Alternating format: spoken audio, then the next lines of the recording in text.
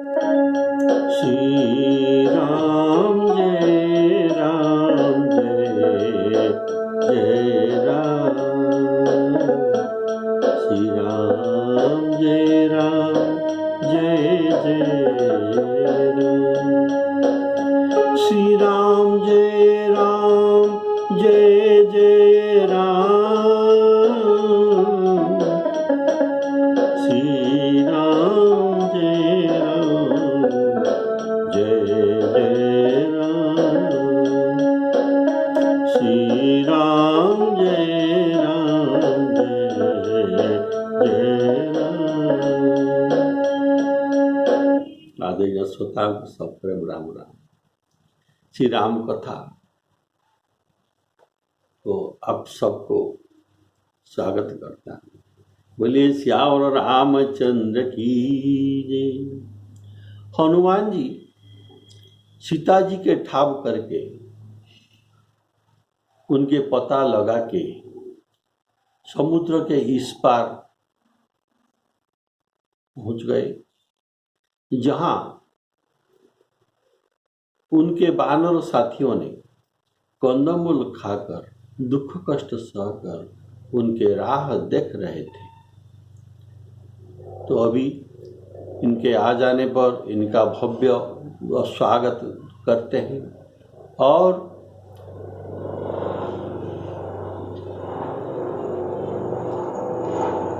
रघुनाथ जी के पास अत्यंत आनंदित होकर चलते हैं।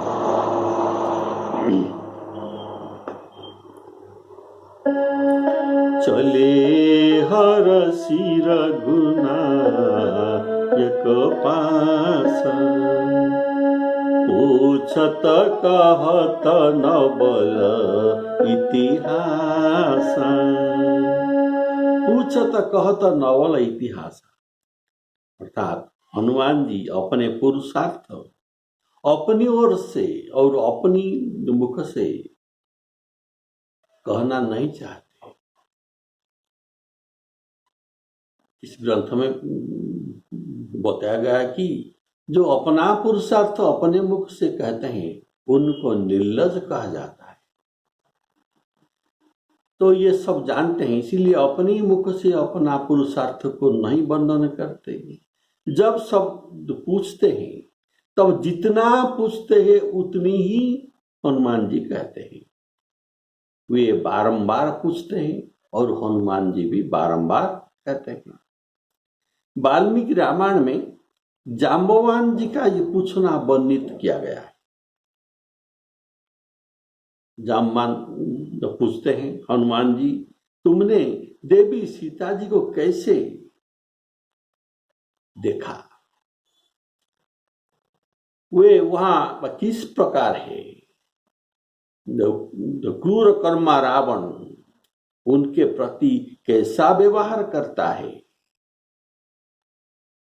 ये समस्त वृतांत हमें बताओ, जिससे हम आगे का कर्तव्य को निश्चय कर सकते हैं। जाम्बवान कार्य वृतांतं अपृच्छत् अनलात्मजं। जाम्बवान कार्य वृतांतम अपृच्छत् पूछते हैं। अनिलात्मजं हनुमान जी को पूछते हैं, कथं दृष्ट्वा तया देवी कथं वा तत्र वर्तते तस्यां चापि कथं वृत्तः क्रूर कर्मा दशाननः।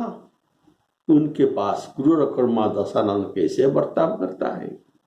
तस्यां चापि कथं वृत्त क्रूर कर्मा दशाननः। बोलिए श्यावर रामचंद्र की जय।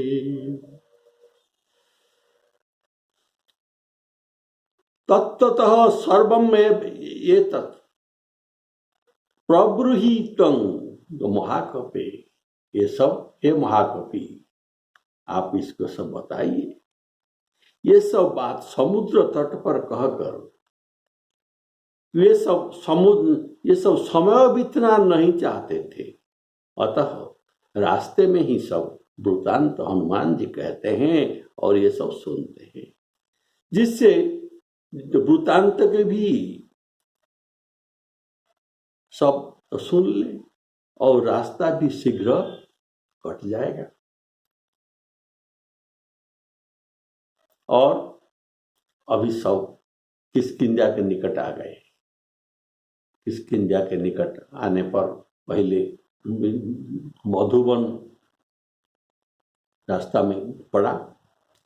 तब मधुबन भीतर सब आए, तब मधुबन भीतर सब आए। अंगत सम्मत मधुफल खाए, तब मधुबन भीतर सब आए। ये जो मधुबन आप सुना, यह सुग्रीव जी के विहार उपवन है। यह इंद्र के नंदन वन के समान वृक्ष और लताओं से सुशोभित था। इसमें कोई भी बानर न जा पाते थे। देवता लोग भी इसके भीतर न जा सकते थे। हजारों बानर इनके रक्षक थे और इनका प्रमुख रक्षक जो थे अधिकारी, ये सुग्रीव के मामा दधिमुख बानर इनके प्रमुख रक्षाकारी थे। और सब मधुबन के भीतर अंगद जी के सम्मति पाकर सबके सब बानर घुस गए। तो कारण बानरों की इच्छा था कि आज भरपेट फल खाएंगे और मधुपान भी करेंगे, तृप्त हो जाए। ऐसे इच्छा प्रकट करने पर युवराज अंगद ने आज्ञा दे दी। कारण जब ये अनशन कर बैठे थे समुद्र के तीर पर, तो तब से उन्होंने फल नहीं खाया था, इसीलिए अंगद जी ने भी आज्ञा दे दी।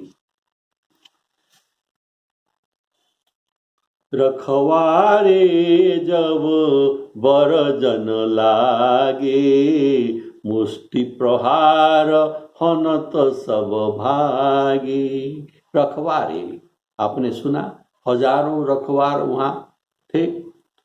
तो रखवारों ने जब मना किया तब उन्होंने मारा, ये बानरों ने मारा उनको। तो रखवाले ने किसी को नहीं मारा, क्योंकि अंगद युवराज है उनके साथ, और उनके साथ में जाम्बवान और हनुमान आदि मंत्रियों भी है, इसीलिए उनको ये प्रतिरोध करके नहीं मारा। और इसीलिए ये सब जो रखवारे थे जाकर सुग्रीव जी को इनका पुकार किया। तो जाई पुकारे ते सब वन उजार युवराज, सुनी सुग्रीव हरस कपि करि आए प्रभु काज।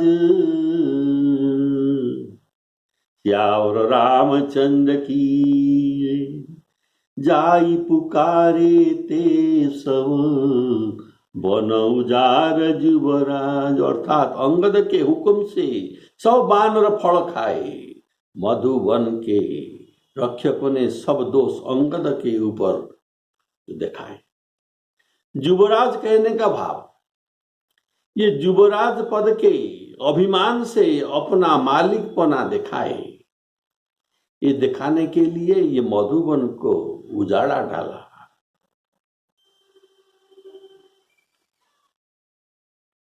और इनका नाम इससे भी लिया गया है कि इसमें सुग्रीव को बाली के शत्रुता का स्मरण हो आएगा।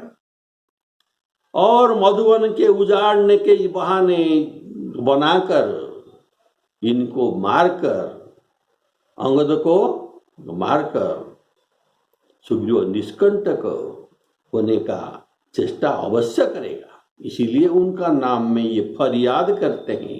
युवराज के नाम इसीलिए लेते हैं कि दूसरा कोई हो तो हम लोग युद्ध करते, पर युवराज के साथ कैसे युद्ध किया जाए।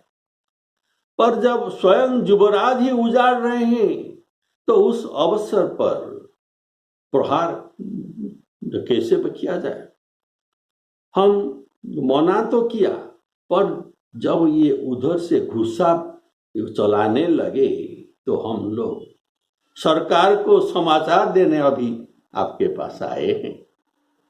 उन सब ने आशा की थी कि यह सुनकर सुग्रीव नाराज हो जाएंगे और दंड विधान करेंगे, पर ऐसा नहीं हुआ। वरम क्या हुआ? सुनि सुग्रीव हर्षति, ये हर्षित हो गए। इससे जनाते हैं कि जब तक यह समाचार न मिला था उनके बड़ चिंता थी, चिंताग्रस्त थी। अतः अब सुनकर हर्षित हुए कि कपि करी आए प्रभु काज, प्रभु के काज कर आए हैं। बोलिए श्यावर रामचंद्र की, सुनि सुग्रीव हर्ष कपि करी आए प्रभु काज। सुग्रीव जी मन में विचार करते हैं, जो जब सीता जी के सुध नौ पाई होती तो क्या मधुवन के फल खा सकते हैं? मधुवन के फल कौन खा सकता है बिना सुधि के? अर्थात कदापि नहीं।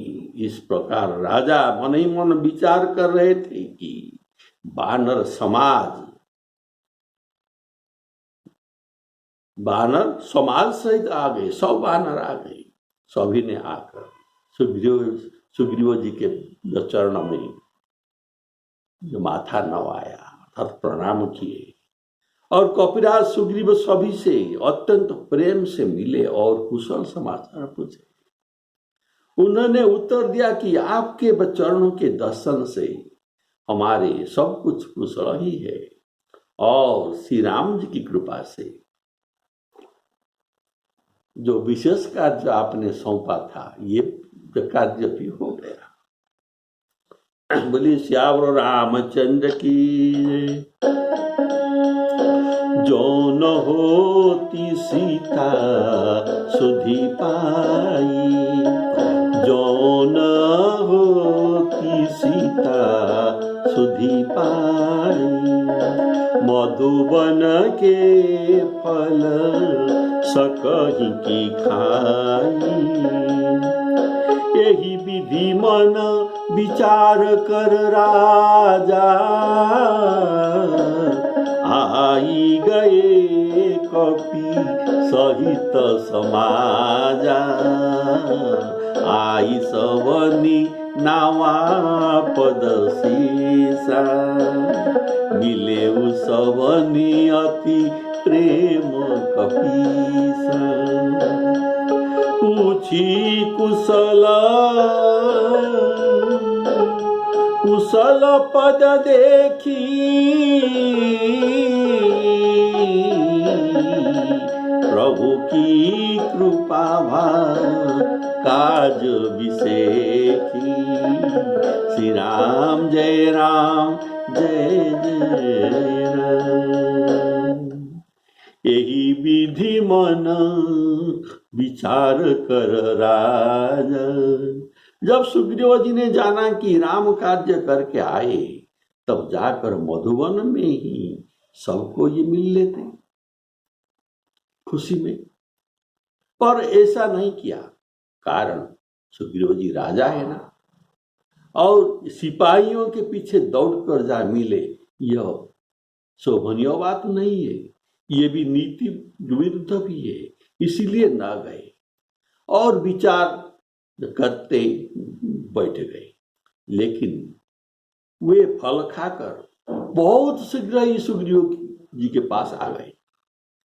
सुग्रीव के पास आ गए तब वे बस सोचते रहे कि प्रतिष्ठित जाम्बवान,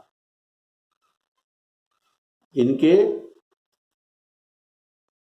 बीच में प्रतिष्ठित जाम्बवान है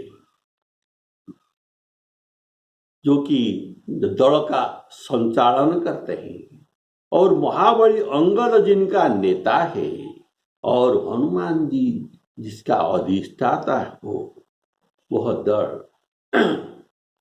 कदापि अन्याय न करके मधुवन को उजड़ा है। अवश्य इसमें कुछ भाव ही है, और यह भाव है उन्होंने सीता जी का पत्ता पा लिया और मधुवन उजाड़ के उनके भीतर फल खा के मेरे पास पैगाम भेजा, हमने कार्य करके आया है। बोलिए सियावर रामचंद्र की जय। और ये तो अन्याय नहीं करेंगे, इसीलिए बिना सीता जी को देखे ऐसा कदापि न करते, इसीलिए रक्षकों से कहते हैं उन्हें शीघ्र भेज दो। इतने में ही सब वहां आकर पहुंच गए। बोलिए सियावर रामचंद्र की, आई सबनी नावा पद शीसा। सबने आकर सुग्रीव को प्रणाम किए। जाते समय सुग्रीव के चरणों में सिर नवाना भूल गए थे, उनको प्रणाम नहीं किए थे, कारण उस समय उनका कड़ा हुक्म था कि जो 15 जो अवधि बीते पर आएगा उनको मेरे हाथ मारा जाएगा। ऐसा कड़ा हुक्म के ये सब ग्रेव होकर वहां से बच चले गए। उसे सुनकर सब प्रणाम करना भूलकर वहां से चल दिए। वचन सुनत सब वानर, जंता चले तुरंत। सब वानर तुरंत उनको प्रणाम न करके चले गए थे, अब लौटे तो प्रणाम किया। उस समय केवल अंगद ने ही प्रणाम किया था और कोई प्रणाम नहीं किया था। और पहले कहा गया था चले सकल रघुनायक पासा। समुद्र से सब मिलकर, समुद्र के किनारे से जो पद दिया गया है, चले सकल रघुनायक पासा, पूछत कहत नवल इतिहासा। तो उनको रघुनायक के पास चलना था। तब यहाँ आकर सुग्रीव जी को क्यों पहले मिलते हैं और प्रणाम करते हैं? सुग्रीव के पास पहले आए क्योंकि इसमें सुग्रीव जी की कीर्ति बढ़ेगी, इसकी शोभा इसमें होगी कि ये सीता जी के समाचार मंगवाकर सुग्रीव स्वयं हाजिर हुए, समाचार सहित और दौड़ के सहित हाजिर हुए। तो कितना सुंदर बात हुआ। यह नहीं होता तो यह कहा जाता कि वानरों ने खबर लाकर राम जी को दी और सुग्रीव प्रमादवश घर में बैठे मजा कर रहा था। बोलिए सियावर रामचंद्र की जय। तब जाम्बवान ने सुग्रीव जी को कहा, हे नाथ, जो सब कार्य हुआ है ये सब कार्य हनुमान जी ने ही किया है और सब वानर के प्राणों को हनुमान जी ने ही रक्षा की। यह सुनकर सुग्रीव जी हनुमान जी से फिर मिले। पहले मिले थे लेकिन अब फिर मिलते हैं और वानर समेत रघुनाथ जी के पास चलते हैं। बोलिए सियावर रामचंद्र की जय। नाई नाथ काजु कीन्हेउ हनुमान, नाथ काज कीन्हेउ हनुमान, राखे सकल कपि न कर प्राण, सुनि सुग्रीव बहुरी तेहि मिलेहु, कपि न सहित रघुपति पहि चलेउ। श्री राम जय राम जय जय राम। नाथ काज कीन्हेउ हनुमान। जामवंत जी ने पहले कहा था, क्या कहा था? न राम कृपा भा काजु विशेखी, राम जी के कृपा से विशेष कार्य हुआ। इस पर प्रश्न होता है कि कौन राम जी के कृपा पात्र होकर ऐसा काम किया है? उसी पर कहते हैं कि इस कार्य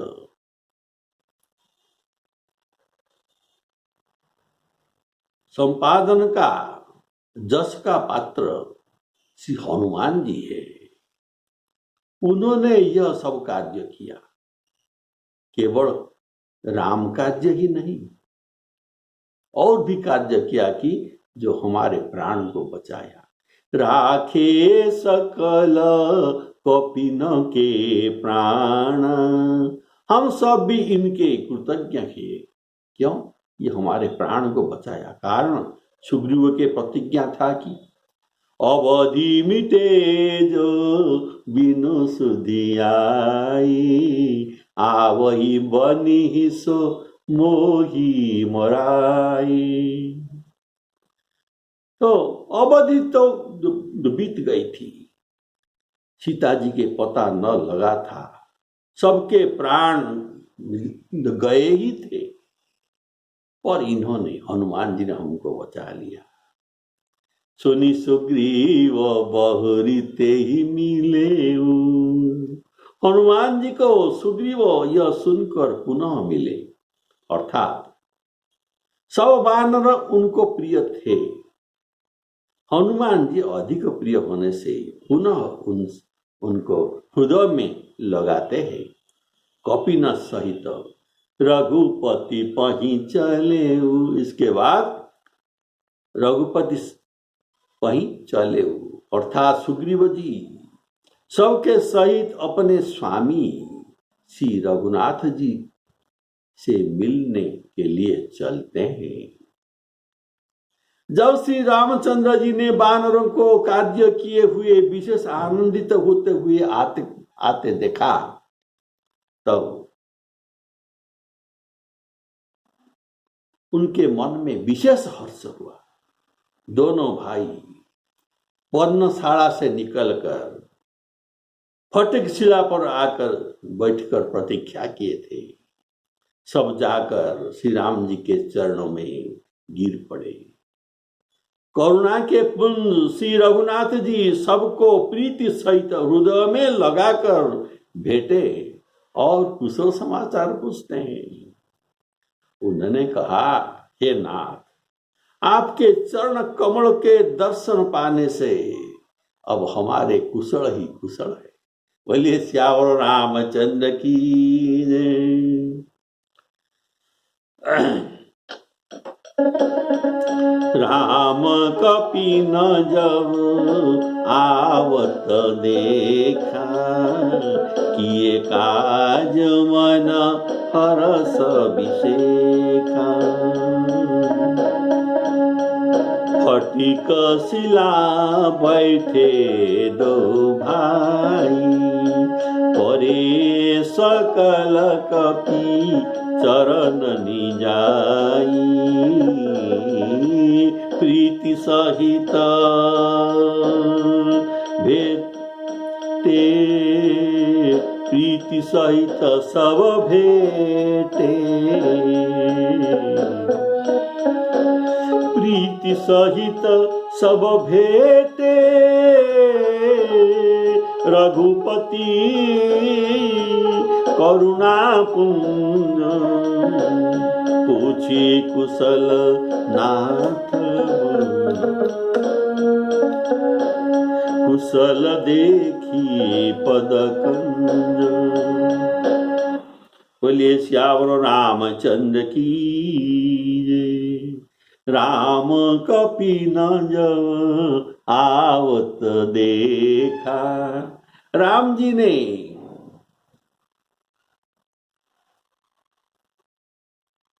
ये बानरों की राह देख रहे थे, कब ये आएंगे, कब ये आएंगे और जानकी का समाचार हमें सुनाएंगे। इसीलिए राम जी ने बानरों को पहले देखा। ये जितना आतुर होकर उनके राह देख रहे थे, इसीलिए उन्होंने बानरों के दल को पहले देखा। इसीलिए कहा गया राम जी ने देखा। इसके बाद उन्होंने राम जी को देखा है। फटिक शिला पर बैठे हुए दोनों भाइयों को इसके बाद देखा है। उन्हें देखना और ये सब बानर सुग्रीव जी के साथ राम जी के पास पहुंचकर साष्टांग दंडवत करते हैं। आई सबनी नावापद सीसा। और श्री राम जी ने प्रीति सहित सब भेटे रघुपति करुणा पुंज। कारण ये सबको राम जी सखा मानते हैं। रघुपति सब सेवक को ये सखा मानते हैं। इसीलिए इनके श्रीमुख वचन भी है। जब ये अयोध्या लौटते हैं तब गुरु वशिष्ठ जी से कहते हैं, इनका परिचय देते हैं। ये सब सखा सुनहु मुनि मेरे, ये सब मेरे सखा है। तो सेवक को ये सखा कहते हैं हनुमान जी, जो श्री रामचंद्र जी। इसका कारण सेवक पर इनका प्रीति है, और जिनके पास प्रीति होता है ये सखा ही है। मोरे अधिक दास पर प्रीति, ये श्री राम जी के श्रीमुख वचन है। और इस पर भी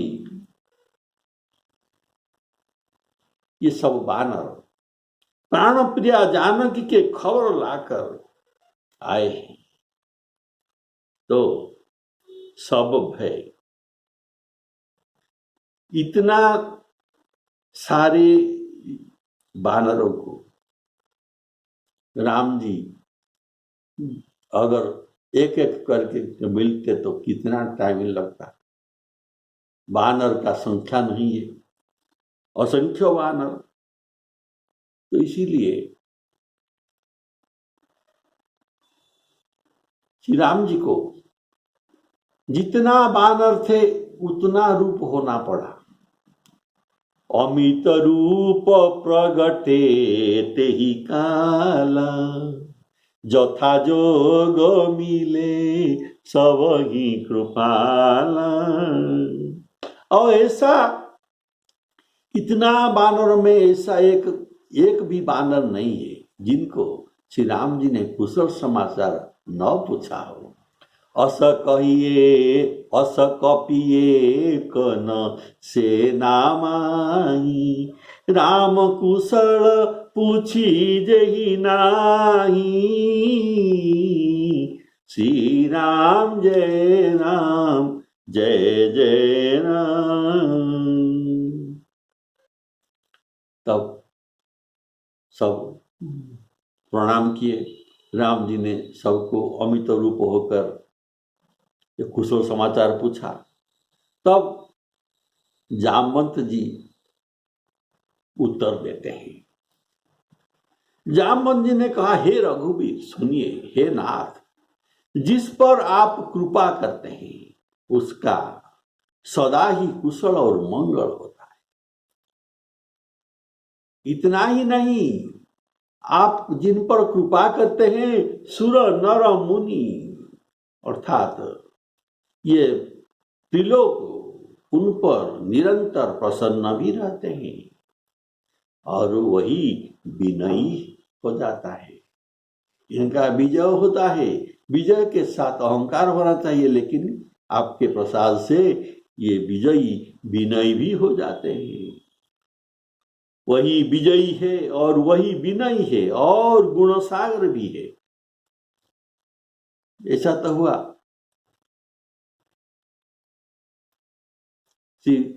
सीता जी महारानी ने हनुमान जी को सब गुणों का अधिकारी होने के लिए तो वरदान दिया था। अष्ट सिद्धि नव निधि के दाता, असबर दीन जानकी माता।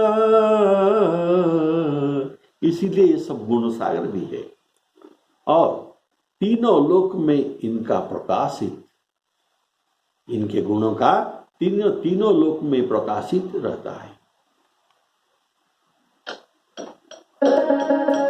जामवंत कह सुनु रघुराया, जामवंत कह सुनु रघुराया।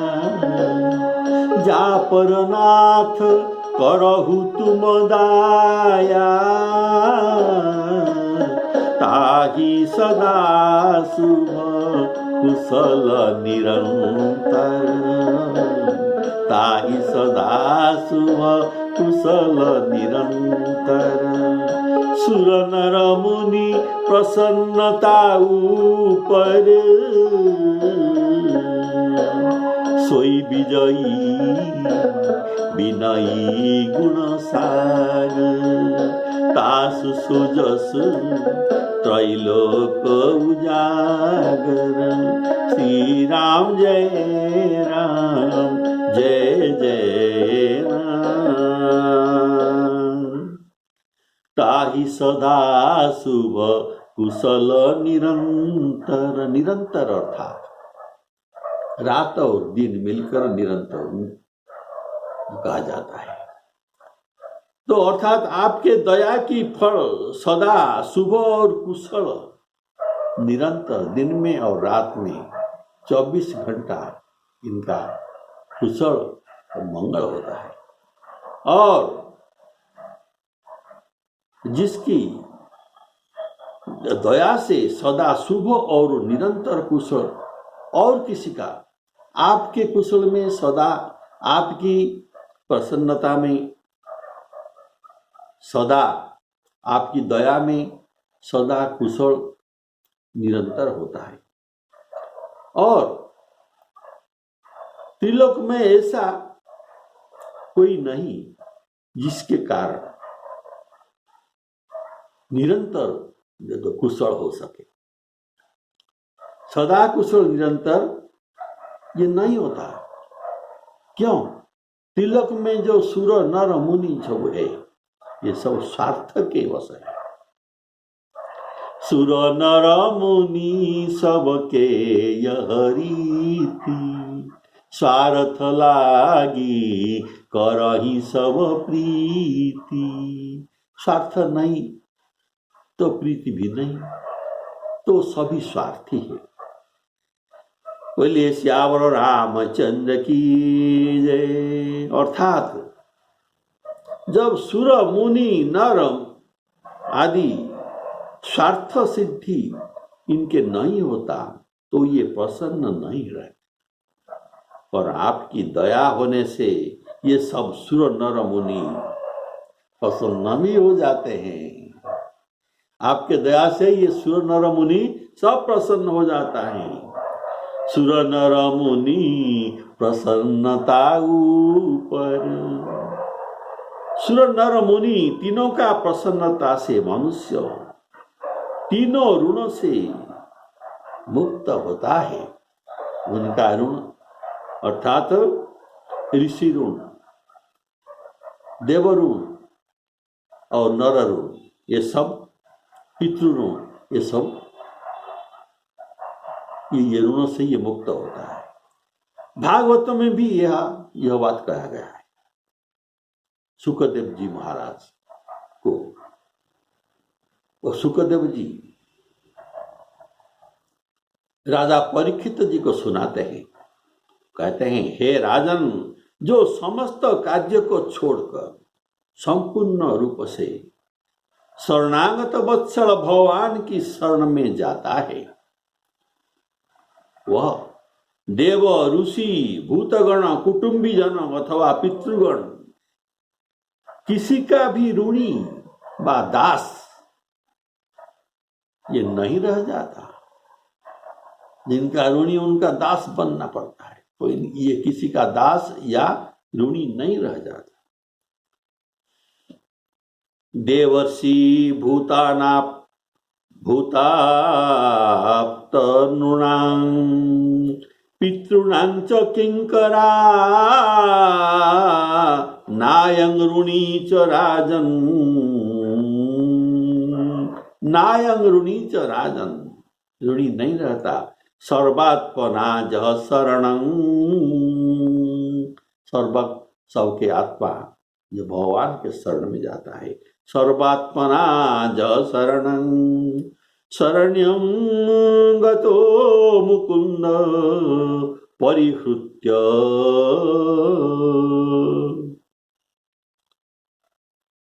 कर्तम परिहृत्य।